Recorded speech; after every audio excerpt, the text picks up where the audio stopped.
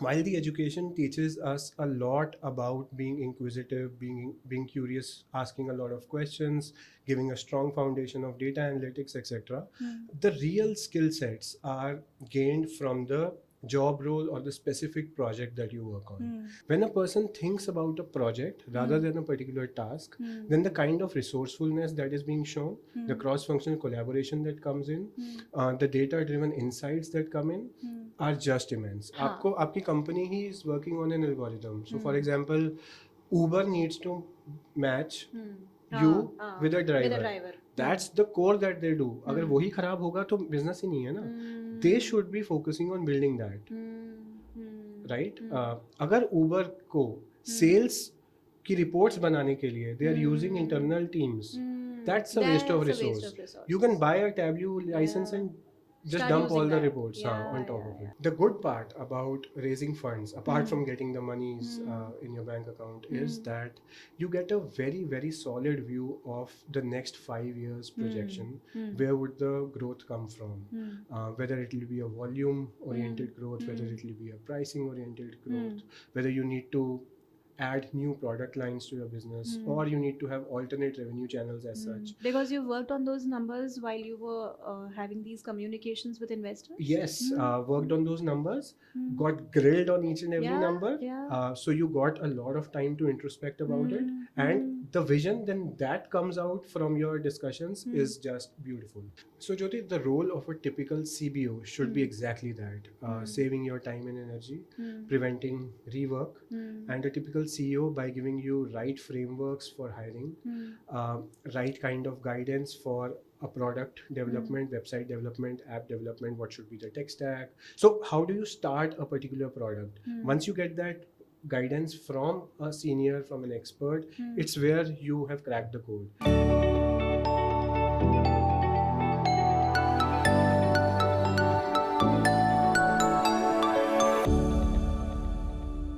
A chief business officer is someone who solves problems a business does not know they have, and in ways they do not even understand.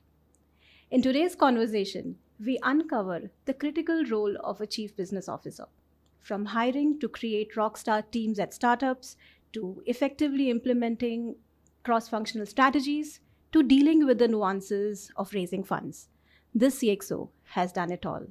Hello and welcome to CXO Speak, brought to you by Zawter, where we bring to you insights, conversations, and interviews with the best in the industry. I'm Jyoti Harsh, and joining me in today's conversation is Mr. Saurabh Tandon.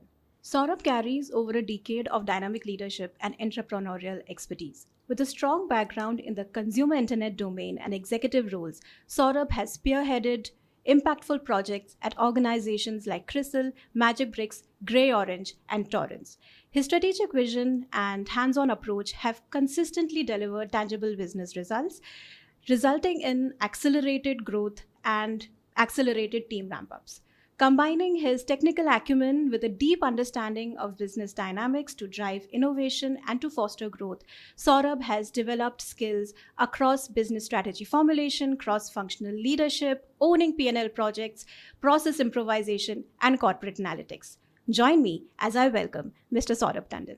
Hey Saurabh, thank you so much for joining in and thrilled to have you on CXO. Thanks a lot, Jyoti, for the lovely introduction. I'm obliged, and thanks for having me. Thank you In so the much. introduction, I think I want to point out one thing which is very interesting about my career. That when I did my graduation, I graduated in instrumentation and control engineering, got a job as a software engineer, which I hadn't studied in my graduation days.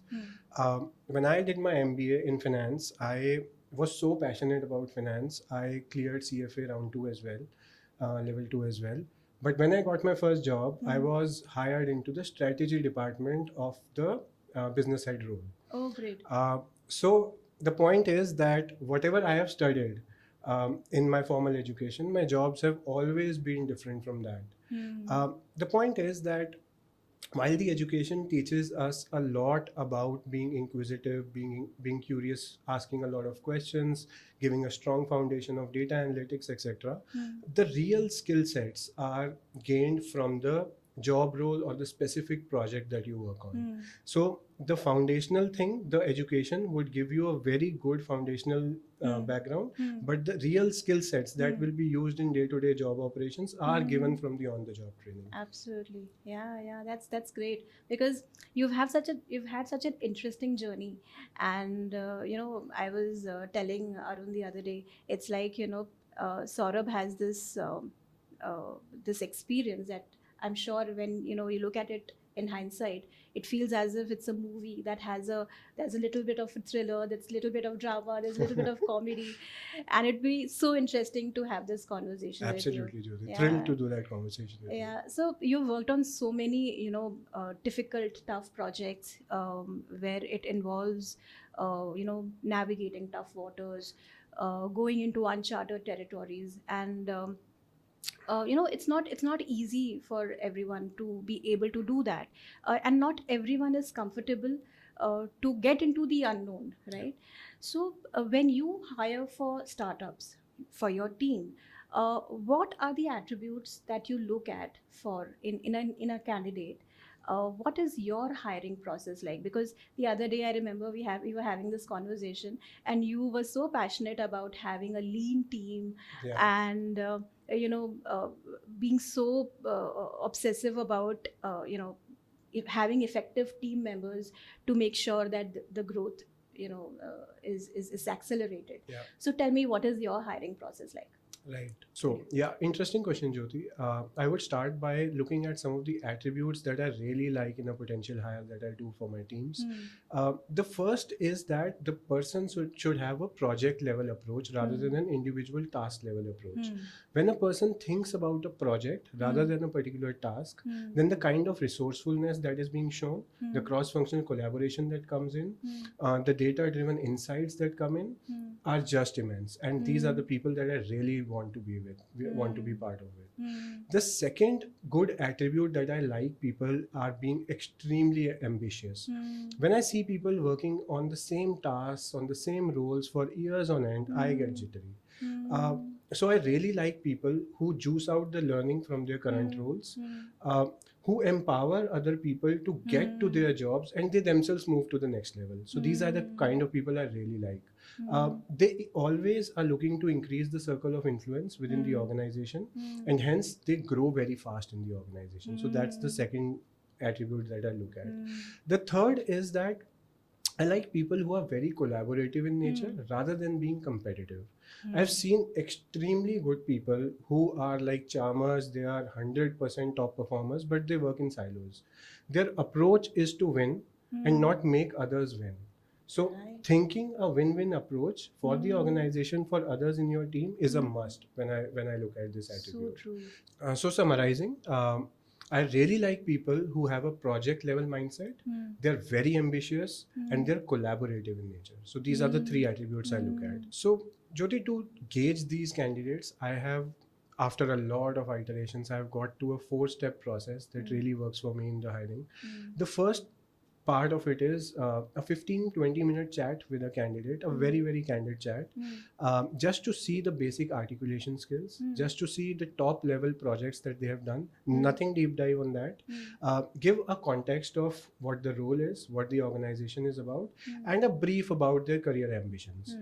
If it is okay from both the sides, then I give the candidate an assignment to do. So assignment is really not to gauge what's right, what's wrong, but just to see the structured thought process or the mental clarity that a candidate has. The approach that he has. Absolutely.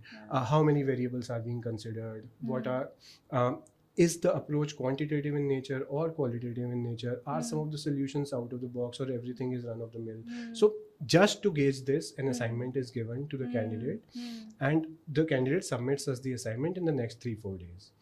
I see the assignment. If I like the assignment, we do a deep dive 1.5 hour interview, which is the core of the entire hiring process. It could be a one-on-one interview with me, or it could be a panel interview where I invite other team members as well to ask questions. We gauge two things. One, what was everything that was written on the assignment, what was on the mind of the candidate. We cross question a lot on that, and second, we deep dive into the projects that they have done.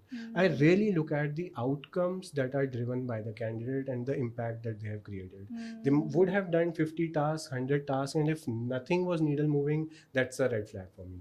So Absolutely. yes, so that interview process gauges a lot on the outcome based metrics. After that interview is cleared by the candidate, the last smaller bit is to check the culture, do a bit of ambition check with the candidate, know more about the candidate, look at where they belong to, what kind of roles that they have done in the past, how can they grow in the future, what's the area of improvement for them, so that as an employer we can benefit them by giving them the definite skill sets which they lack today. So Right. employees give us so much, we should give Yeah, them back true, a bit, true, right? true. That's a wonderful thought. So that's the entire process that we follow, and this has worked for us. Takes a long bit of time, so one has to have patience about it. To do the entire process for a single candidate takes about a month to finish everything. Oh, really? Oh yes, it takes about that time. My But God. once we get the candidate, we know that the candidate is top notch, will stay with the organization, will be 100% passionate to give his give his full to the organization. Uh, a problem that I have faced, a challenge that I have faced, and we have tried to mitigate in the past as well, is a lot of drop-offs happen after the offer has been rolled out till the time the candidate joins the organization. So how we tend to solve this is by doing a regular communication with the candidate, giving them our approach on the live project that the candidate will be solving in future for us, so the candidate also becomes part of the team right from the word go. In one case, we have even given a freelance assignment to one candidate to do, which he can do over the weekends for us with his full job, which is Oh, the great. time that he's on the Got notice it. period. Got So it. Got it. so all those innovations we have done. Nice. We have invited the candidates to our office to meet the teams, soak into the atmosphere, so that they also know what they are getting into. Right. So the entire process has worked for us.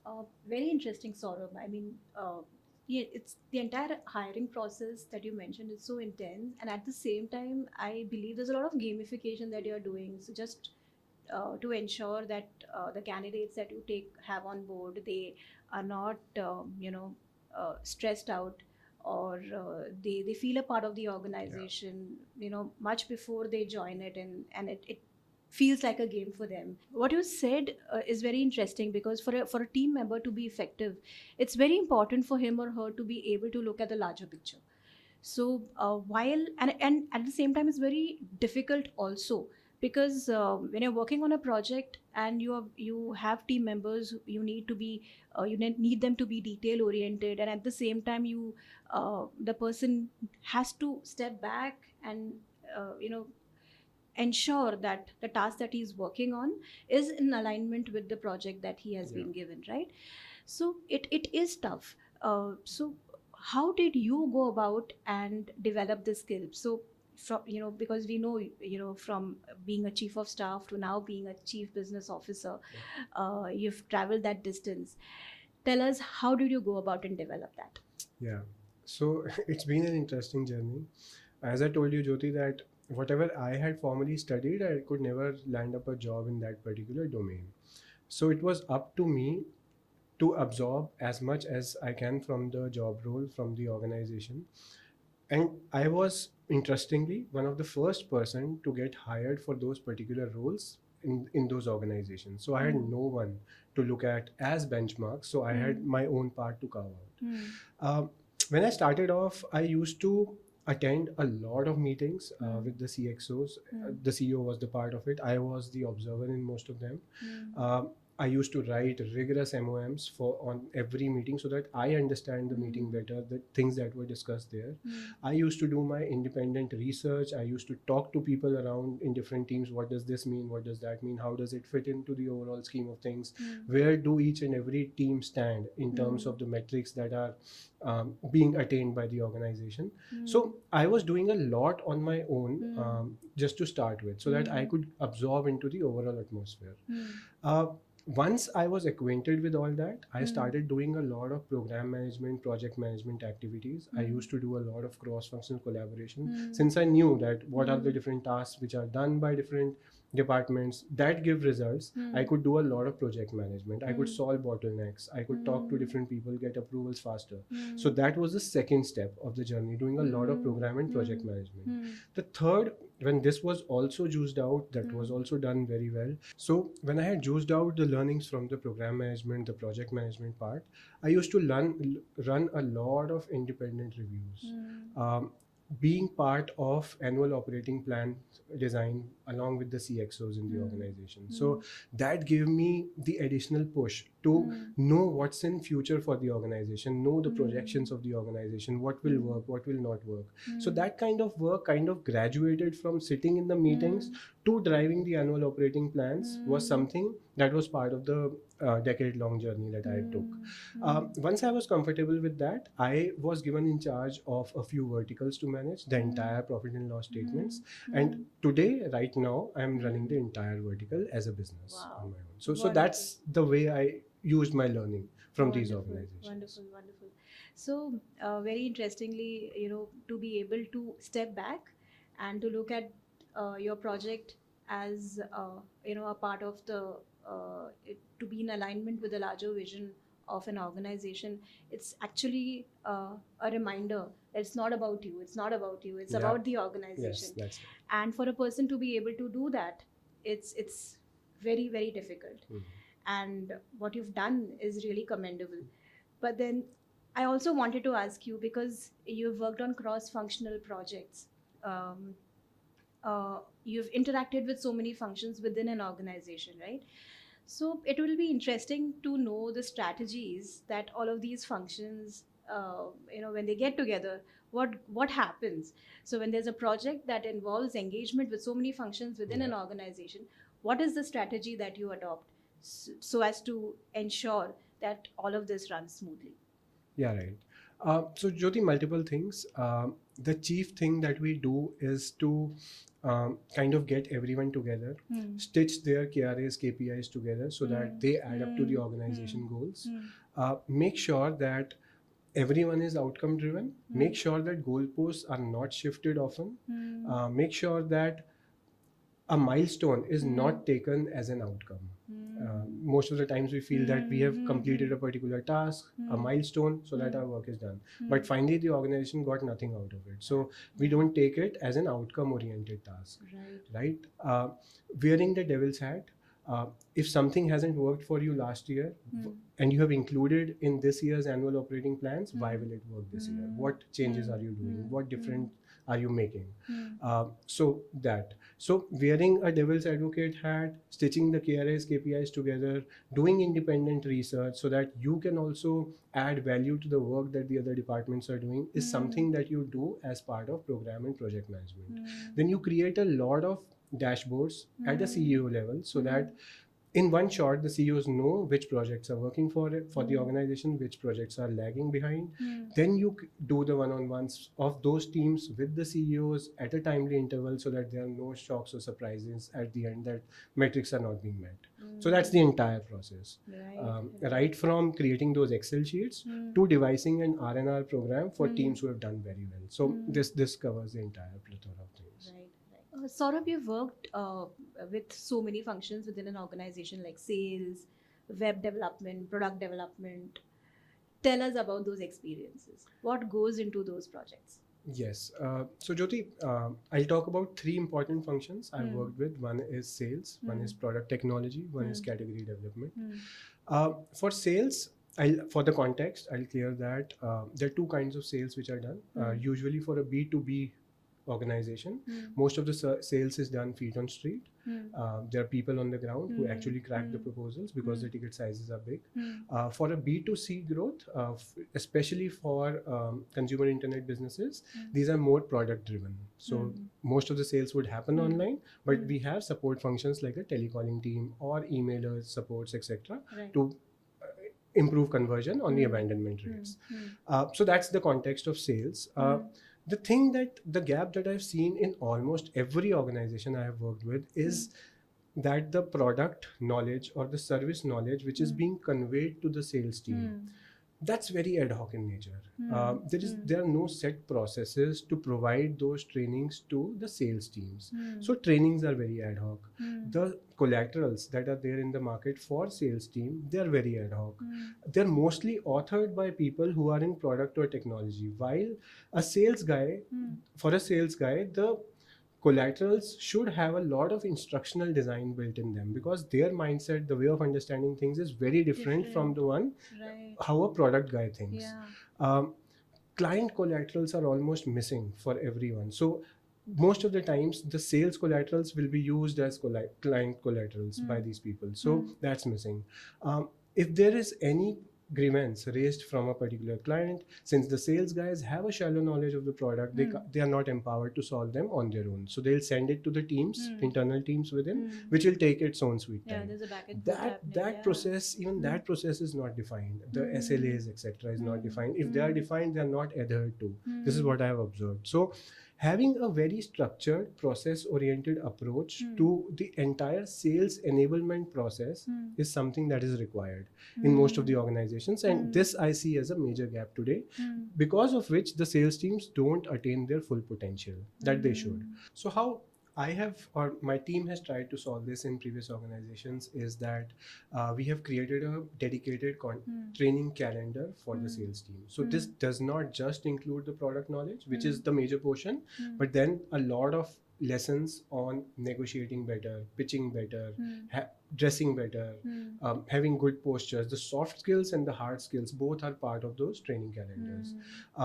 When the grievance process is set, so right from the day the client raises a query on the platform till the time it gets sorted, that is very, very thoroughly tracked. So that's another thing that we have done. We have introduced the concept of an instructional designer when it comes to educating our sales teams on our products.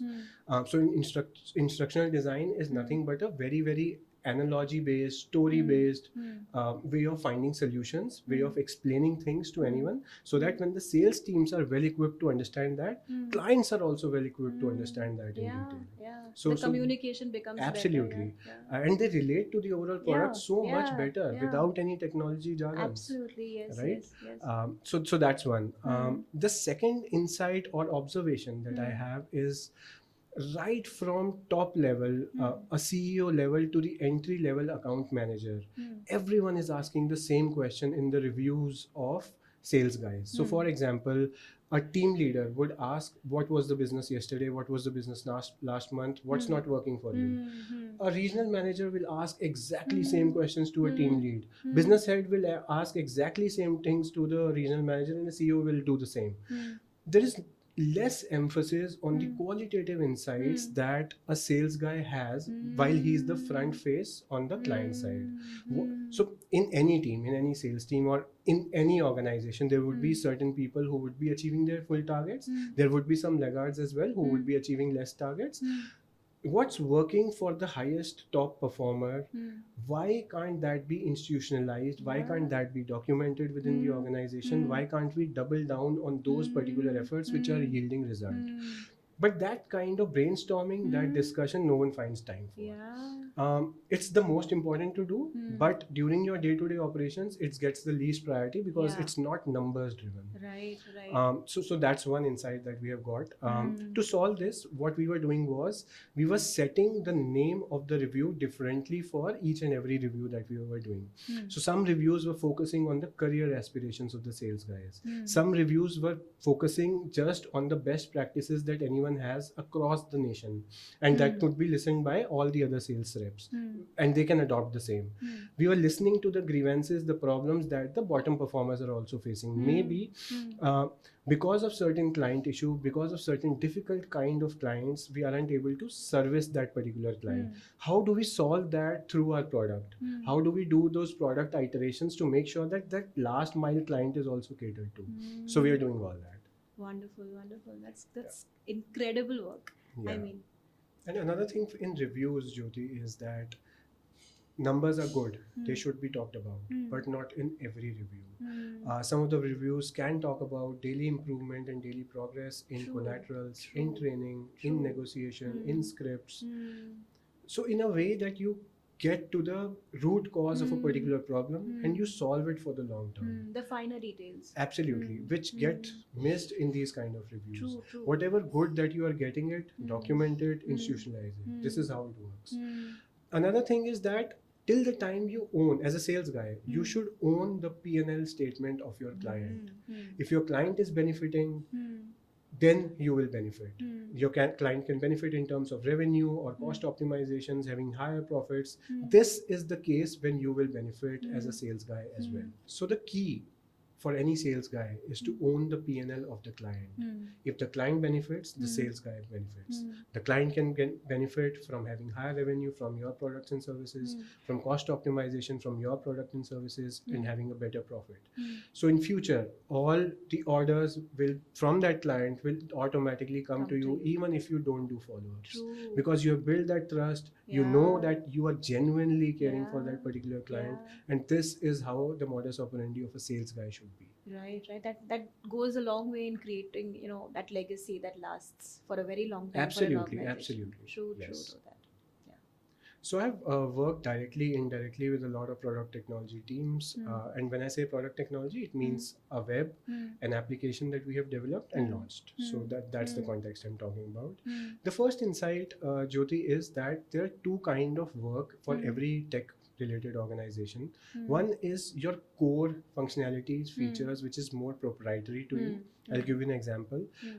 For an e-commerce domain, making sure that the right pricing is shown to a client, improving the cart abandonment rates, reducing those rates, and making sure the payment cycle is endless is a proprietary thing to an e-commerce business.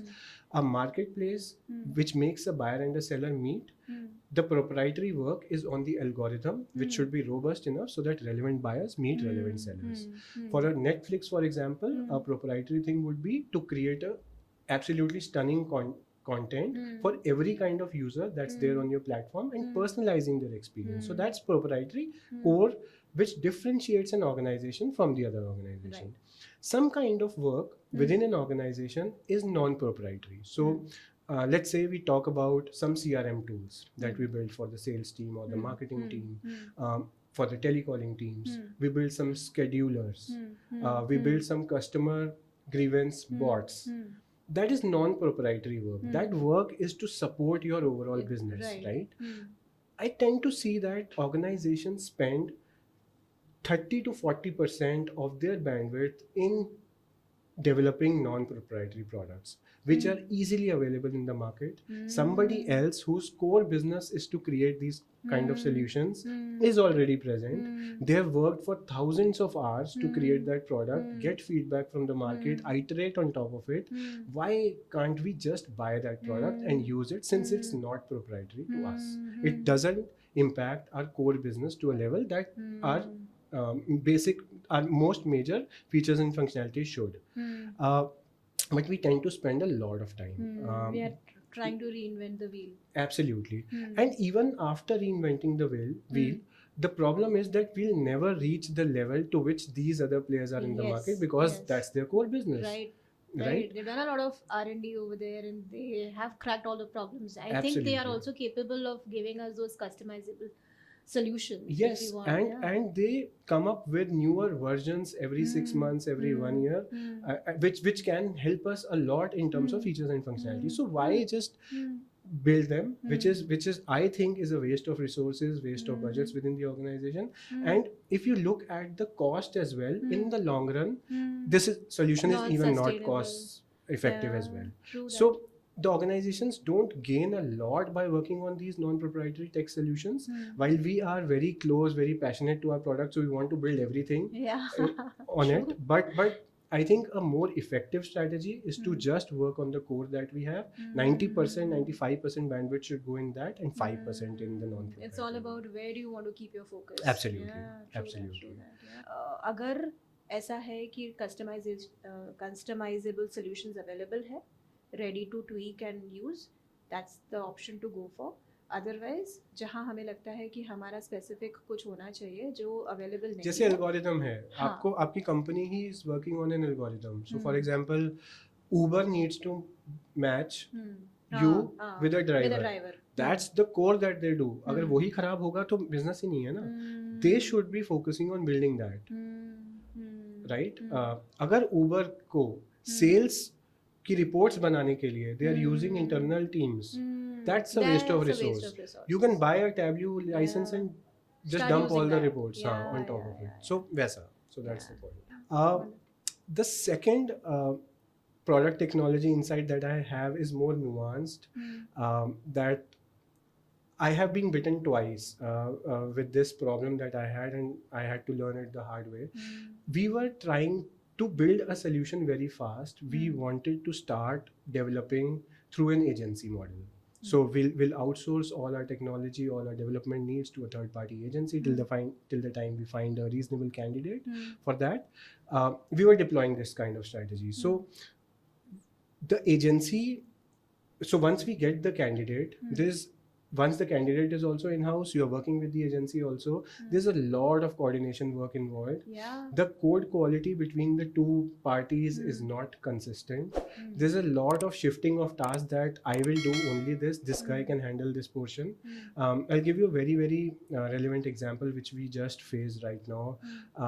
For the front end part of our technology, we were working with an agency and an in-house developer as well. The agency was working on coding on the front end side on React. Our in-house resource were working on HTML, CSS. There was a lot of coordination gaps. At one point, it became so mentally straining for everyone in the system that we decided that we'll have everyone in-house. It seems very tempting that we can start fast through an agency model, but once we are very sure that we are building for long term and will in future have an in-house resource, we should start from an in-house resource even if it takes time, just for this reason. And the third department, Jyoti, which is the closest to my heart, is the category development department. I've worked indirectly as well as I've headed those categories, so that's the closest to my heart. When I say category, just for our audiences, we are talking about 5 broad pillars in a particular category. One is the product or service that you are building. It could be a website, it could be a mobile app, it could be an offline way of teaching something. So anything, the product and the service. The second bit is the pricing, how you come up with the pricing. Is it cost-based pricing? Is it competitor-based pricing? Is it gross margin-based pricing? So different ways to price. The third is what database do you want to target? What cohort of users do you want to target? So for example, for Torrents, we want to target an age group of 15 to 45. It could be a student, it could be a teacher, it could be a hobbyist, a casual learner, everyone. So that's the database that we want to target. The fourth is how do you get across to that database through the promotions we run. It could be performance in nature, it could be a TV ad, a print ad, it could be social media, it could be anything, right? The last bit is the people that you have internally who have the capability to execute whatever you want in that particular category. And the way we talked about the hiring piece, it stitches to that you get the right kind of people to make the other 4 things succeed. So category, my insights, the first one is that, so you see that we have a lot to cater to in a particular category, and we get distracted a lot. The teams get distracted a lot in doing thousands of activities. The one major thing that gets lost in all this is a thorough user research. So user research, which is quantitative surveys, qualitative interviews during the product build-up, before the product build-up, after the product has been launched, that piece gets missing. Once we are building on our own, we just get blindfolded that whatever we are building is required by the market, while it may be or may not be the case. The market should determine that. Right. And to get to that particular user, do those user interviews, what features do they exactly want, what is something that they don't want, is it even solving their problems? User research is paramount, but in our day-to-day operations, in our day-to-day activities, tend this to is one lose, thing that really gets missed out. Right. So you tend to lose sight of what's happening in the market out there. You're saying the markets are evolving.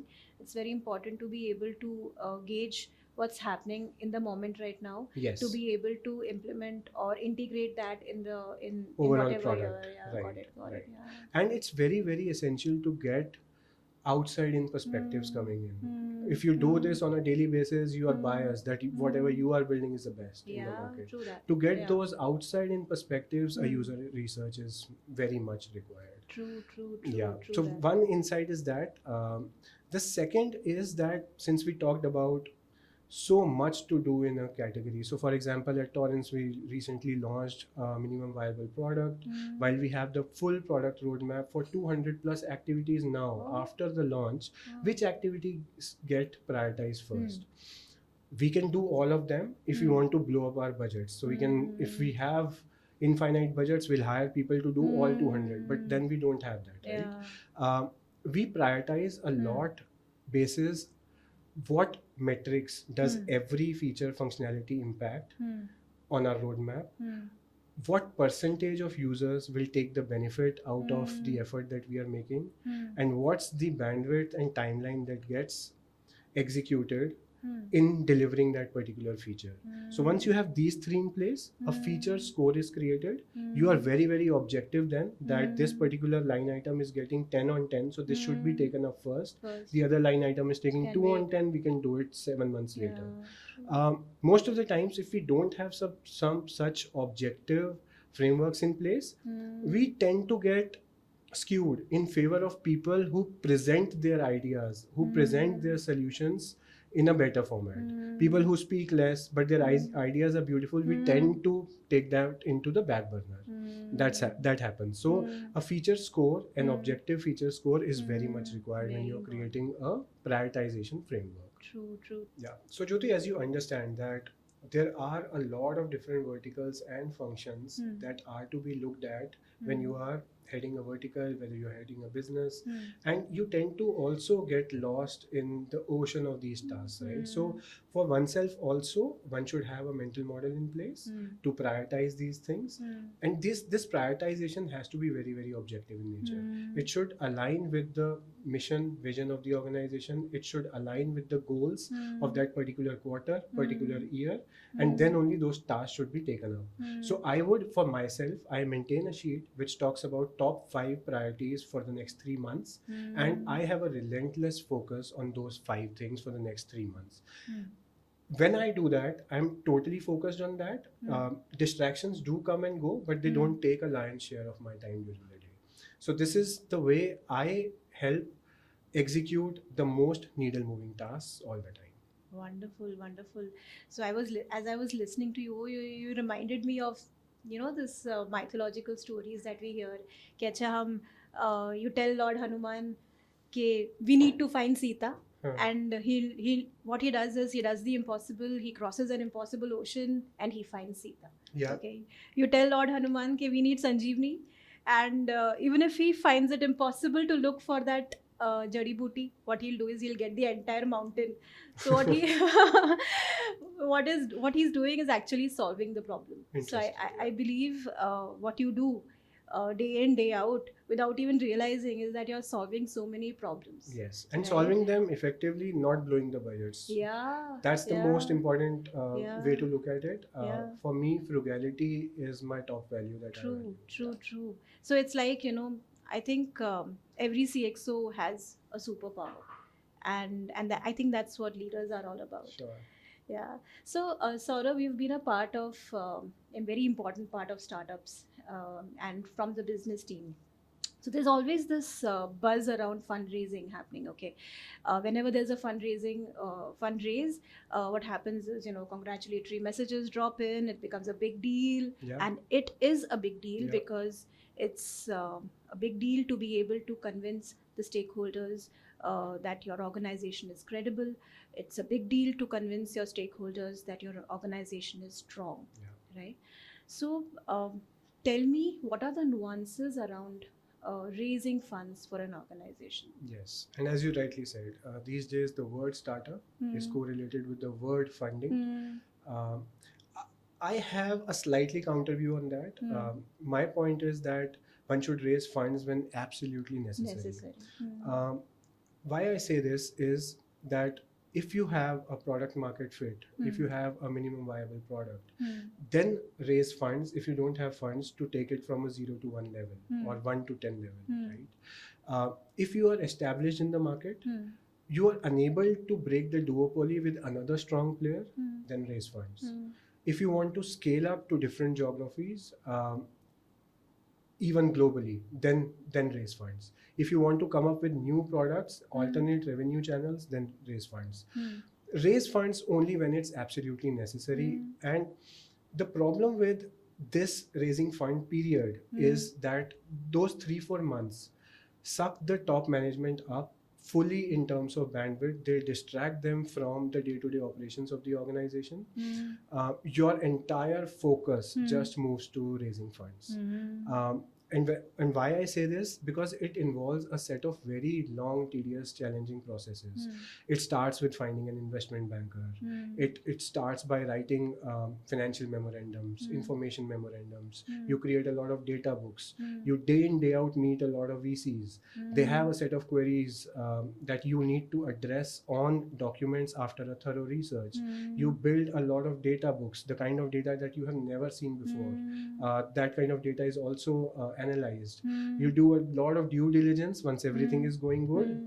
Some big four would sit on you and that audit would happen. You need to do the due diligence. That 4 to 6 month time frame is excruciatingly painful for the management, for the founder's office, everyone involved in that team.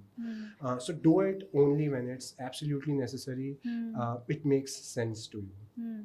The good part about raising funds, apart from getting the monies in your bank account, is that you get a very, very solid view of the next 5 years projection. Where would the growth come from? Whether it will be a volume oriented growth, whether it will be a pricing oriented growth, whether you need to add new product lines to your business, or you need to have alternate revenue channels as such. Because you worked on those numbers while you were having these communications with investors? Yes, worked on those numbers, got grilled on each and every number. So you got a lot of time to introspect about it. And the vision then that comes out from your discussions is just beautiful. So, Saurabh, there are so many growing businesses, mid-sized businesses, and they are looking to have someone on their team that can do or perform the role of a CBO, right? But then at the same time, like you said, you have to be frugal. So they cannot afford to have someone full-time, right? But at the same time, they would want to accelerate their growth. True. What do you think is the solution to this problem? How can they have someone on their team who performs the role of a chief business officer, yet they do not end up burning a hole in their pockets? What are the services that they can think of, they can avail when someone of this role comes into their organization and delivers? So Jyoti, I think in this time and age, there is no need for a full-time person being with you for this particular role. Most of the problems that I have solved are along with the network that I have. So a person, the problem which would have taken you 100 hours to execute, by talking to someone who can give you the right guidance, the right path to solve that problem, will solve that problem in 1 hour. So that's what you want from your network. That's what you want from an expert, right? So Jyoti, the role of a typical CBO should be exactly that, saving your time and energy, preventing rework, and a typical CEO by giving you right frameworks for hiring, right kind of guidance for a product development, website development, app development, what should be the tech stack. So how do you start a particular product? Once you get that guidance from a senior, from an expert, it's where you have cracked the code. You will be faster in the market, your quality would be better. A person who can help you write effective sales scripts, collaterals, give a solid sales enablement strategy going forward. The person who can help you create go-to-market plans, launch plans, business plans, next 5-year projections. So that's the kind of work that we look for in a particular CBO. At a CBO level, you look at managing the needle-moving projects a lot. So having a framework for right program management, right project management is a key for a CBO. So that within 10 seconds, they know what's working in the organization, what's not working in the organizations, and then they can take actions basis that. So this is where a senior business head, a CBO kind of role pitches in. They help you move from point A to B faster and more effectively. That's what a CBO means to me. Wonderful, wonderful. What do you say? I mean, it feels as if कितना सारा pressure है cerebral section में. Uh, but yeah, tell me, Saurabh, at the end of a long day, Yeah. how do you unwind and de-stress yourself? Because during our conversation, I realized there's a lot of mental exercise, mental work going on. I'm sure there must be a regime that you follow, something that you do that helps you, you know, be recharged Yeah. for a new challenge. What is it that you do? Well, I have a regime right now. I didn't used to have a regime say 4 or 5 years back, which used to burn me out immensely. I've tried various things, but what has worked for me is the most effective is taking 1 hour every day out just for myself. Phones are away, everything is away. I write on a piece of paper what I did throughout the day, how I can improve that tomorrow. If I'm to do that activity again, how will I improve that? Journaling I do. I do a 15-minute a day kind of meditation.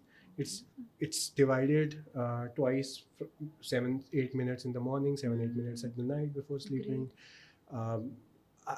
Sitting quietly with oneself is something that has worked for me. It has helped me introspect a lot.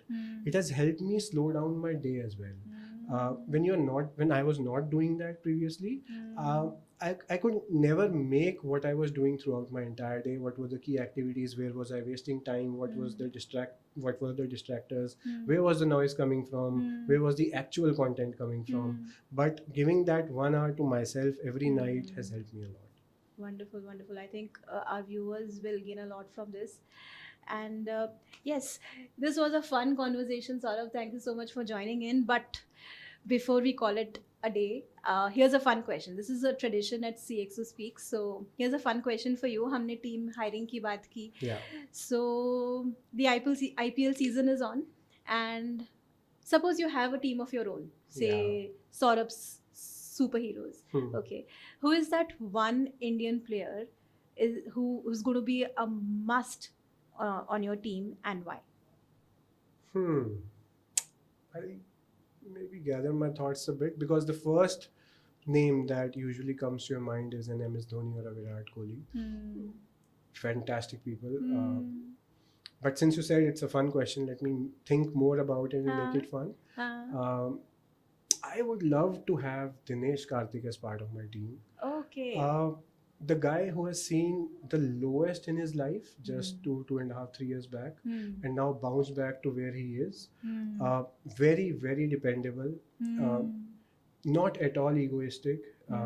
He can bat at whatever place you want him to bat, and he'll bat with the same passion, same rigor wherever you want him to.